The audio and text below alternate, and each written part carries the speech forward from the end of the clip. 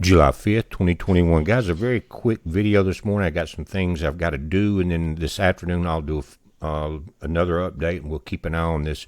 Right now, a tropical storm has not crossed the Cuban Peninsula. That's why you see that red mark there. That's a hurricane warning. Even though the storm is at 65 miles an hour, it's in the warmest water that it's going to see right now. That particular bay just south of Cuba we'll look at the temp charts. That's the warmest water, and the storm is just off of the coast there. So right now, the millibar pressures have been dropping from 109 to 106, and what's going to happen, you're going to get that boost, and then, of course, the island is going to slow it down some. They're saying down to 60 miles an hour. But, again, you're in the warmest water in the Caribbean and Gulf combined. And what happens right there, or tonight at 2 a.m., 2 hours after midnight, it's going to cross the Gulf Stream. We'll look at that pattern. Now, all the models have brought this storm into the Gulf of Mexico. There's nothing to the east of Florida now. Everything is to the west side. Except we got one model that's kind of a stray model that's going up into Louisiana. But, guys, you never know when, at this point in the game, these storms can move a lot. But this is getting very close to what actually is going to happen. Now, if you look at the oranges, and from yellow to orange, that's the warmer water. But right below Cuba, you notice that right there, it's red.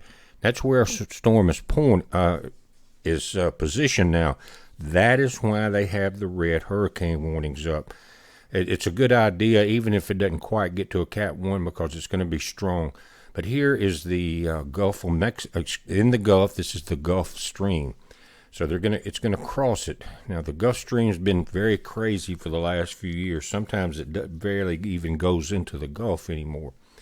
A lot of change since the BP oil spill, I think.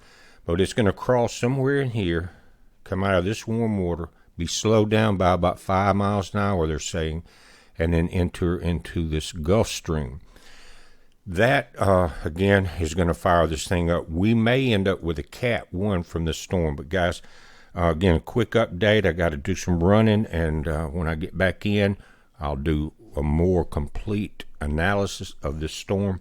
But right now, you saw the tracking going up into somewhere between Tampa and up into the Big Bend north of there is where it looks like it's going to cross. And you're going to have a 2 to 4 foot storm surge all in that area. The highest will be in Tampa Bay, it looks like, simply because of the way it traps water and pushed up through there. And so your other bays are going to react the same way. But, guys, we're watching. You watch it.